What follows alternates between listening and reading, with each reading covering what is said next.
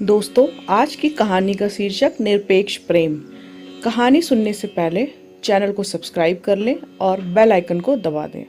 एक गांव में एक बूढ़ी माई रहती थी। उसका इस संसार में कोई नहीं था, इसलिए वह अकेले ही अपना जीवन बिता रही थी। एक दिन उस गांव में एक साधु महाराज आए। बूढ़ी माई ने भक्ति भाव और प्रेम से उन साधु महाराज का आदर सत्कार किया। जब साधु महाराज जाने लगे तो बूढ़ी माई ने कहा, महात्मा जी, आप तो ईश्वर के परम भक्त हैं। कृपा करके मेरा अकेलापन दूर करने का उपाय बताएं। मैं अकेलेपन से अब ऊब चुकी हूँ।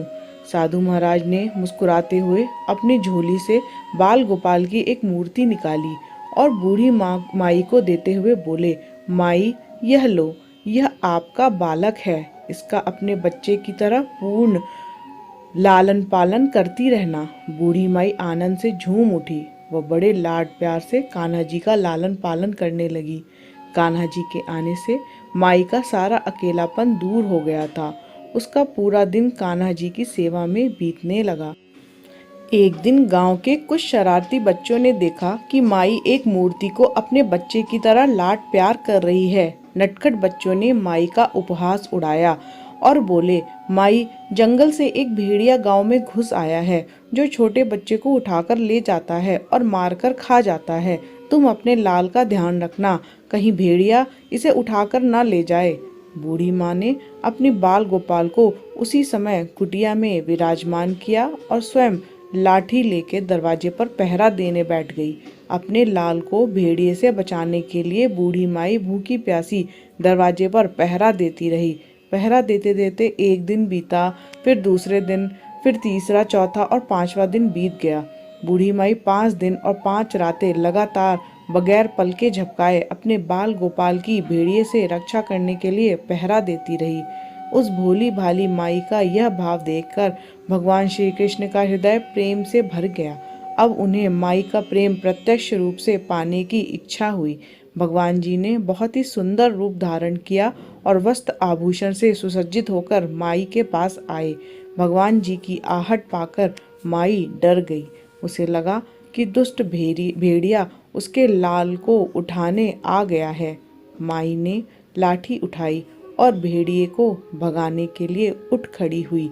तब भगवान जी ने कहा, माई, मैं हूँ, मैं तेरा वही बालक हूँ जिसकी तुम रक्षा कर रही हो। माई ने कहा, यह नहीं हो सकता। तुम जहाँ से आए हो वहीं लौट जाओ।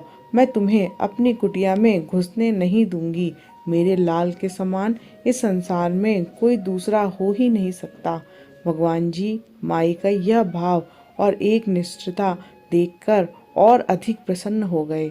भगवान अपने वास्तविक रूप में प्रकट हो गए और बोले, मेरी भोली माई, मैं श्री कृष्ण हूँ।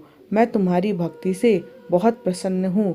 मुझसे जो चाहे वर मांग लो। यह सुनकर माई भगवान श्री कृष्ण के चरणों में गिर पड़ी और बोली, मैं आपको 100 प्रणाम करती हूँ। आप मेरे प्रिय लाल की भेड़िए से रक्षा कीजिए। अब ठाकुर जी और अधिक प्रसन्न होते हुए बोले, चलिए माई, मैं आपको और आपके लाल को अपने निज धाम लिए चलता हूँ। वहाँ भेड़िए का कोई भय नहीं है। इस तरह प्रभु बूढ़ी माई को अपने निज धाम ले गए। इस कहानी से हमें यह सीख मिलती है कि भगवान को पाने का सबसे सरल मार्ग है भगवान को सच्चे मन से प्रेम करो। निरपेक्ष प्रेम अर्थात कोई भी कामना ना रखकर किया जाने वाला प्रेम, जैसे बूढ़ी माई ने किया। इस कहानी से शिक्षा मिलती है कि भगवान से निष्काम प्रेम करने से वे कितना प्रसन्न होते हैं। भगवान को केवल सच्चा प्रेम और भक्ति ही अच्छी लगती है।